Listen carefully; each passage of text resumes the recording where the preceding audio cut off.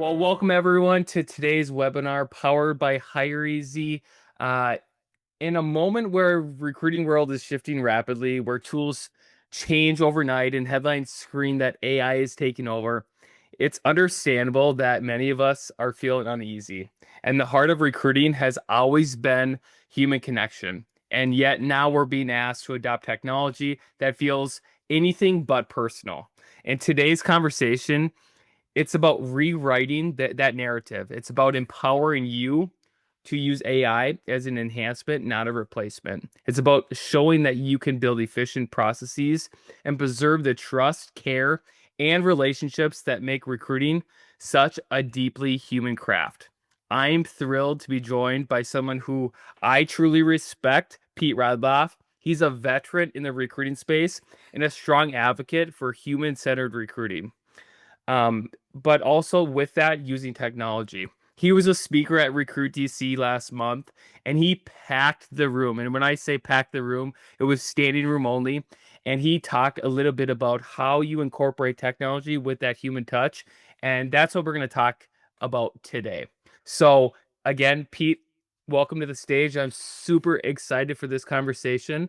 And I want to just have a big thank you for doing this and welcome. Oh, awesome. Thanks, Dan. It's always good to be with you guys. Thanks for having me. For sure. All right, you've been in the industry long enough. You've seen major shifts. How does the rise of AI compare to other inflection points in recruiting that you've experienced over the course of your career, would you say? Yeah, I think we've seen a couple of different touch points over the years, right? Whether it was sort of the evolution of applicant tracking systems or the influx of CRM systems, and then sort of the melding of the two of those together. And I think from a tools perspective, it's always sort of been the way that things have gone, right? This logical progression of the next sort of shiny object that comes along. I think the AI piece is different. Like this is not just a tool. This is going to fundamentally shift how we do the work that we do. And so I think that it's time for us to sort of step away from like the, oh, it's just noise, to no, this is real, right? The tools that your company is using, like your ATS, your CRM, like all primarily are going to have those functionalities in place. And it's sort of on us to figure out, what pieces of that are going to be most useful to us. Where are we going to be able to sort of infuse that into the day-to-day process, both from a, just from a productivity standpoint, but also I think from, the ability to be able to leverage the power of that technology. Like this is not just bluster anymore. I think we've passed the Rubicon where, AI is just this next big thing. It is going to be the thing, and it's we have to adapt. I love to go to the people that are attending this in the chat. How many times, or is your company are you able to use any sort of AI technology, any AI tools? Are you doing it on your own? I would love to get a sense of where we're at from the people that are attending this. I know last week I did a poll on LinkedIn and I just said, how many times do you use ChatGPT a day? That's a traditional go-to, system that people are utilizing for some sort of AI. And it was very, very interesting. About 93 votes, 37% said all day, every day.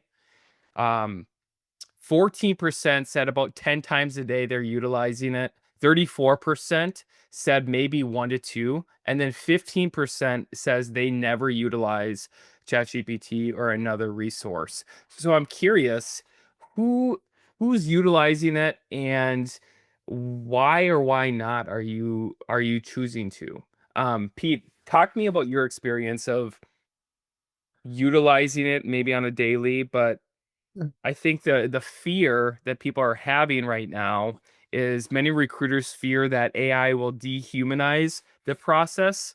And what's your take on that? And what are some ways to actually use AI to enhance human connection versus the other way around?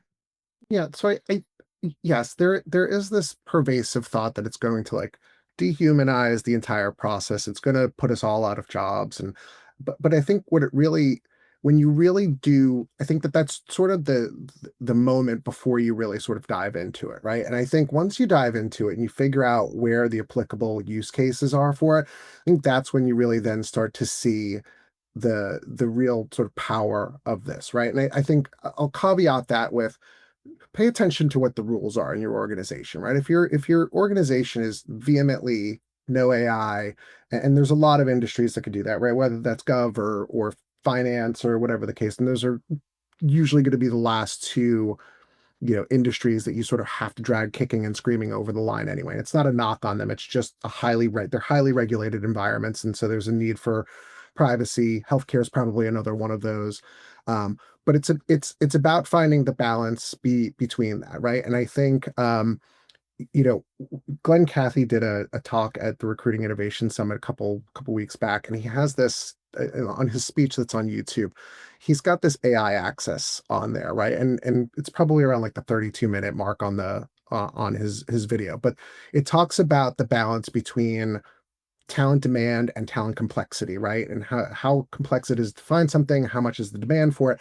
And that sort of four quadrant piece really gives you a sense of like how much is AI going to be needed in the process that you're looking for, right? And so I think, there's this inherent fear of like, oh, there's so much, how am I going to be able to sort of capture it all? You don't need to capture it all, right? What you need to start with is find one use case that you can use it for and master that, right? Whether that's, the tools within, like I talked about before, your CRM, your ATS, right? Like pick one or two of those. If it's going to be profile matching off of a job description, toy with that, like work through that, get through the discomfort in, oh, it's not coming back with the exact 10 resumes I want. Well, it's not going to the first time. It's going to take some reprompting. It's going to take some massaging to be able to do that. And so I think that the idea to choose one or two of those is really important, right? So I use it for sort of two primary use cases right now. There's a couple others, but I think the two that I probably use a dozen or more times a day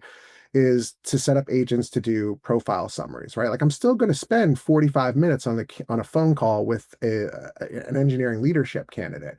I'm still going to go through all of that conversation and sort of really personally understanding their motivators, what they've done, where they fit into the organization. But I don't need to spend 20 minutes writing up that summary after I just took 45 minutes worth of notes. So what I can do is train an agent to say, hey, I want you to think like a recruiter. I want you to take notes on this. This is going to go to an executive VP. It needs to be no more than 2 paragraphs. I want you to focus on skills, et cetera, et cetera. And then when I go ahead and take those notes and pop it in there, in 6 seconds, I've got the profile summary. And I'm going to go ahead and tweak that and put it in my own wording afterwards. But that's an important use case for it. Uh, When you do that in your prompt to the agent or whatever system you're utilizing, is there a certain framework that you go off of? You mentioned, hey, act like I'm a recruiter. This is going to an executive. Any other touch points or tweaks in a prompt that typically works wonders for you? Yeah, I've given it examples of here are two previous types of summaries that I've written for, a director level role or a senior director level candidate, and give it that because what I want it to do is I want it to understand sort of my voice. I want it to understand sort of how I write because I want it to sound like me at the end. And again, I'm still going to have to tweak it a little bit at the end. I'm still going to have to go ahead and refine it a little bit to add in some more things. There are times where it comes back with something I'm like, it didn't really capture that really one important thing. So I'll say, you've got the gist of it, rewrite it, add an extra paragraph, and I want you to focus on the experience for X, Y, or Z and have it, come back with that as well. I think a second use case there, though, is oftentimes I'll look at a resume and I'm not 100% sure some of the things I should really dig into. And so trained an agent to be able to take the leveling guideline for a role, right, and a job description, and then be able to sort of copy and paste pieces of that person's experience in there with, of course, no PII involved, right? And ask it to come up with interview questions and things where I need to probe that align with not only the leveling guideline for a specific position, but also the actual job description of the things that we're looking for. And it'll spit out 6, 8, 10 questions that I can start to probe and dig in onto. And that's really helpful in being able to sort of navigate, not just the high level, tell me about your team, tell me about the focus, but really sort of how do they handle specific situations, more behavioral type questions that, in the course of a long conversation, you may gloss over. I love that. I think the biggest takeaway when we were having this conversation, I was like, that sparked me, is typically within, big organizations or even on the executive space, how do you tell if it's a VP level or a senior director level? And with your leveling guides and understanding to ask the right questions, you have a determination of what type of level they're going to be offered in the position, or vice versa. If how many in the chat a hiring manager says, yeah, we'll bring them in, but it's going to be at this level, not the level that we want to hire them at. And how many times candidates say, no, I interviewed for this. I'm not going to get a down level and take a lateral move. So you can do all that pre work on the front end with the data, with the questions that you've been asking in order to make a qualified decision and really push the needle with these hiring managers and be a true business partner to you. I love that. How many times I worked at Amazon, I know you did too. I The worst part about being a recruiter was a down level, because the chances of them accepting that role wasn't very good. So I love that use case. Well, I think a use case like that is really important because it does allow you to probe some of those questions and then have that, like, and this is where the human aspect comes in. I'm getting all these signals based off of what I know a level looks like, what they're looking for in a role, and someone's short of that. I have to be candid about that and say, like, I don't know that we can get there. I'm not opposed to sort of still approaching it and going through it with the leader and seeing if there's some potential interest there. But I want to also humanize that to socialize that, like, hey, we may not be where we need to be. Like, what is your appetite for a smaller scope? If you're coming to an organization where you have more impact, where you have a different ability to impact things, um you know are you okay with that? And I think that that is an important piece of this to have, right? Because it's not cookie cutter. If resumes were perfect and we didn't have to do anything, they literally would not need us. But that's not the case. And I think we have to sort of flesh through some of those things. And I don't know about anybody else, but, like, people can write great resumes, but it's been my experience that recruiters who stare at resumes all day long are the worst at writing their own resume. For sure. 100%. 100%. Um, what's kind of the most common mistakes you see when teams like first start introducing AI tools or the use of AI within recruiting? Obviously, 10, 15 years ago, when we had so many resources of finding contact information and downloading a CSV, and then people just, oh, that's great. Now I just mass blast an email and spam. What what are the common mistakes now with the technology at hand that you're seeing that might have an impact on a candidate experience because it's not used the right way? Yeah, I mean, I think there's still the predilection for people to say, okay, well, great, the system has sourced these 40 people for me. I don't need, or 400 people, however many that number is, and say, okay, it already pulled back the contact information. Let me go ahead and blast this mass email to 40 or 400 people.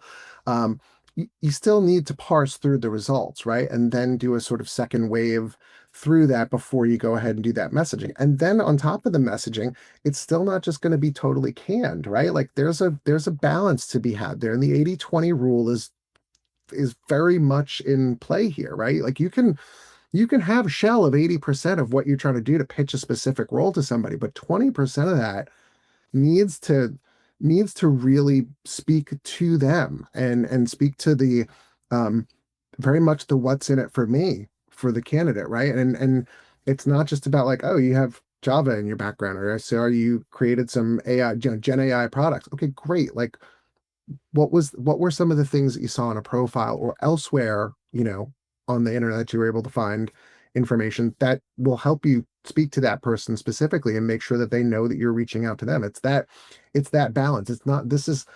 This is not a binary option of, like, oh, either we use AI or we do human. Like, there's a combination to be found here, a middle ground that we have to be able to sort of balance and leverage.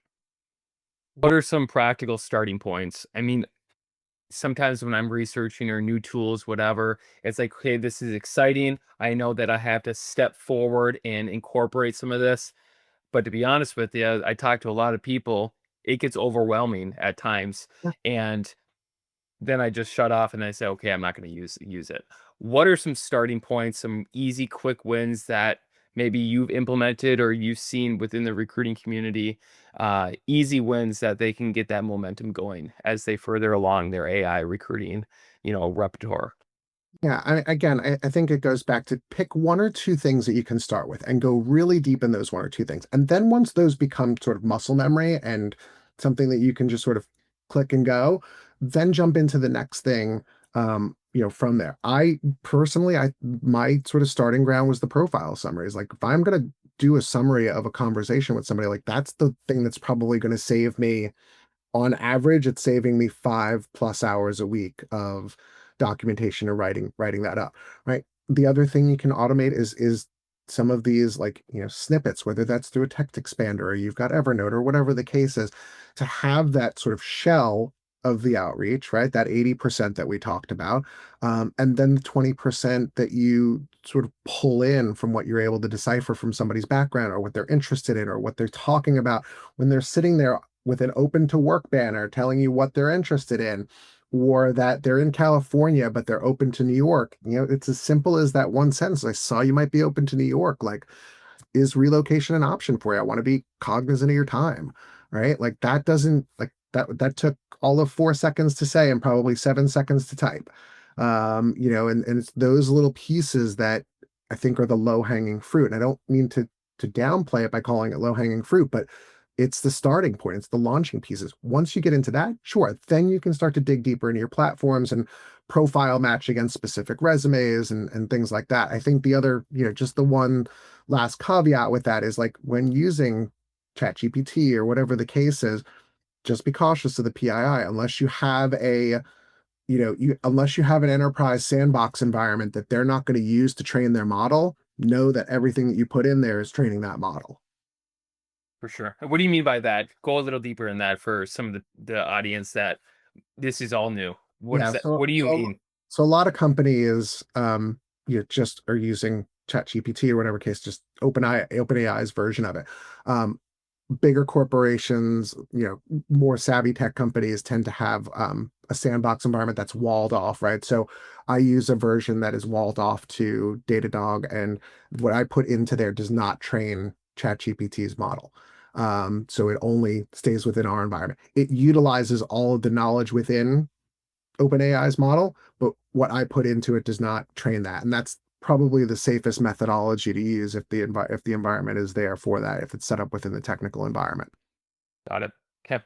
When you said, hey, let's focus on one to specific two things that get really, really good at it, maybe it's easier way to the recruiting pillars are never going to change with technology. You have your research, you have your sourcing, you have your screening, you have the relationships, 5 to 6 different core recruiting pillars. Right. Now you can say, okay, let me be the best researcher on my team.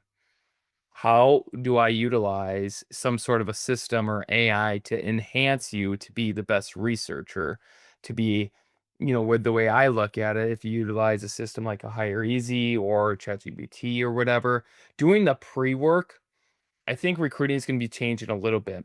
Is a lot of our duties for years have been reactive, right? We get a job rec, we go react. Now it's either on the front end training models or on the front end doing the research, train the models to be a better business partner to our leaders. So when you're going into an intake call, you have all the information. Here's our internal data. Here's the external data. Here's the talent mapping. Here's what the landscape looks like. This is all the results from when we try to fill this before. And you're doing a lot of pre-work on that to create a narrative of, hey, here's the execution and the game plan of what I need. Are you seeing that too of, hey, we're going to be more proactive utilizing this data and being, better researchers and so on? Because a lot of the reactive stuff, like you said, could be automated with messaging or whatever, scheduling, whatever. Yeah, I think some of that. data around talent demand, some of that market mapping, right? Like the proactive talent intelligence is something that you're going to use that. And there are pre-built agents within ChatGPT that have those. You just have to search for them, and you can make a copy of one. You can then sort of tweak it as your own, depending on what your organization needs. It depends on the data that you need too. Like sometimes I think the heavy lift for folks is, oh, I've got this data that's 12,000 rows deep, and I'm trying to figure out a pattern within these interviews that we've had. Um, that's a case to use ChatGPT and say, hey, here's some data on it. Again, wipe the PII, take names out of there, whatever you need to, and just leave the results information and have it synthesize it and say, of these interviews, how many people failed a coding interview? Of that, how many people failed coding and design? Of the people who failed the latter, how many were based in North America? How many were based in EMEA? And let the machine do some of that work. Again, the overreaching principle is trust but verify, right? You can't the technology is still going to hallucinate a little bit. It's gotten better. Even in the last like 6 months, I see it hallucinate less and less as the models get stronger.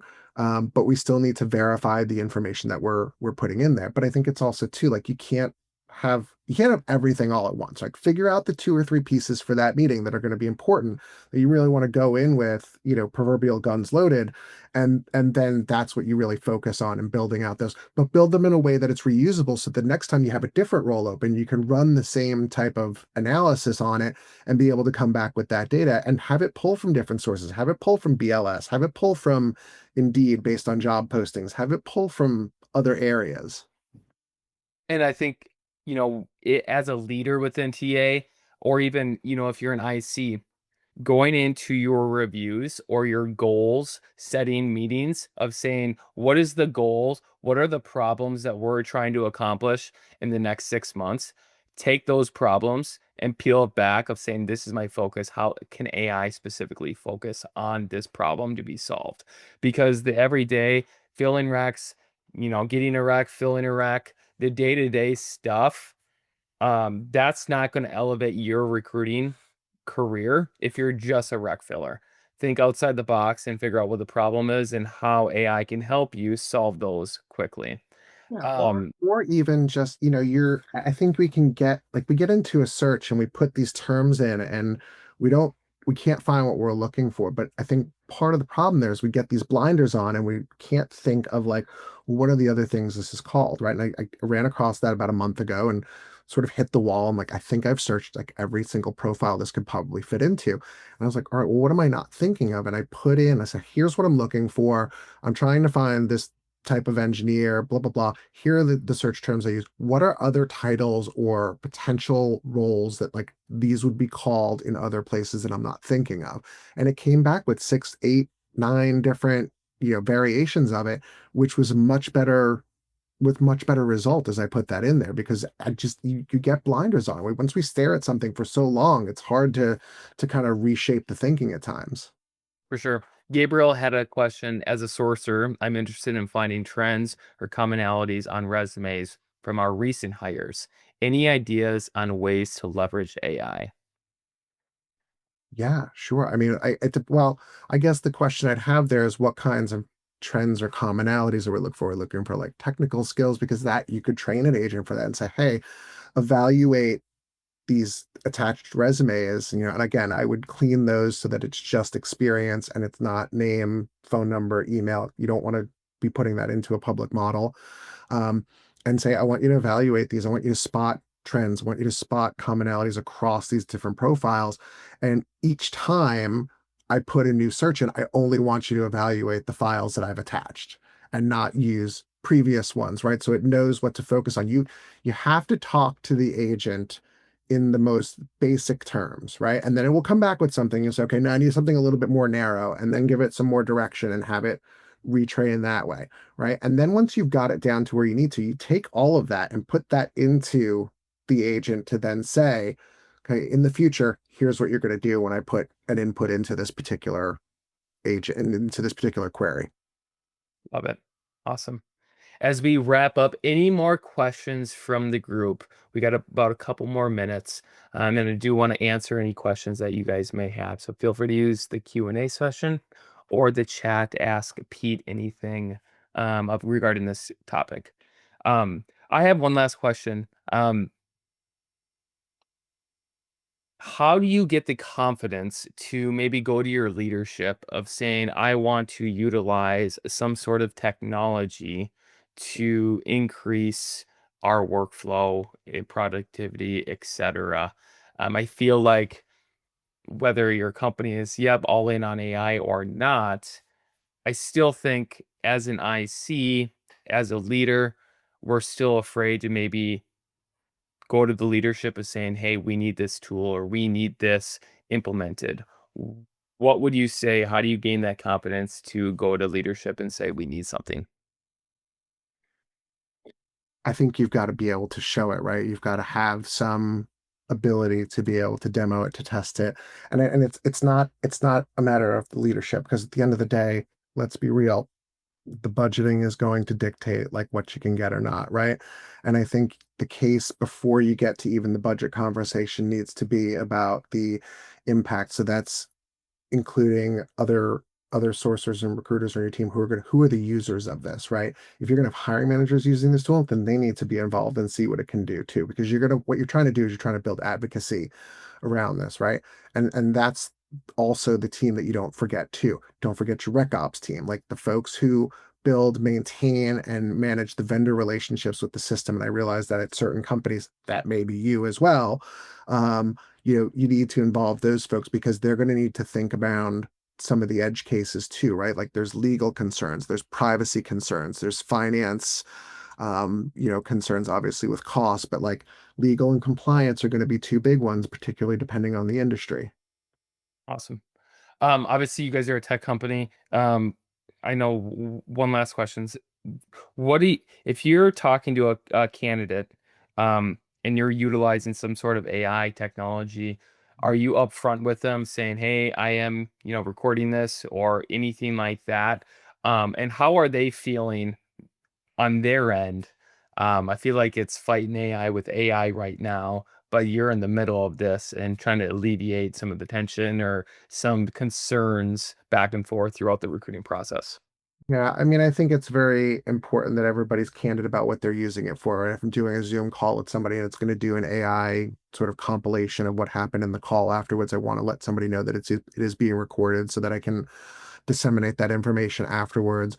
But it's also like once you get into the interview process too, right? Like you have to be clear about whether or not, like, let's use engineering as a good example. Like, can you or can you not use AI for coding in portions of the interview? Like, there's a little bit of a rub on that right now because companies are saying, no, we don't want you using AI in the interview. And when they walk in the door on day one, they're going to be handed access to open AI and be expected to write code with AI. So I think that sort of centerpiece is still grounding, but I think yes, where we can be, where that usage is in play, I think we need to be as candid as possible about how we're using that, right? And I think you still have candidates out there that think like, yeah, AI is reviewing every single resume that comes through, and we are so not there yet. We are so not there. Most of these ATS systems still can't parse a PDF correctly. So we're not there yet. I am sure that there are some companies that are trying to do that, and eventually maybe they'll get there. But I think there's nuances that the human brain is going to look for that AI hasn't caught yet. Love it. Well, from the bottom of my heart, thank you, Pete, and thank you for everyone who joined us today. If there's one thing we hope you take away, it's AI isn't here to replace the human touch, it's here to help us protect it.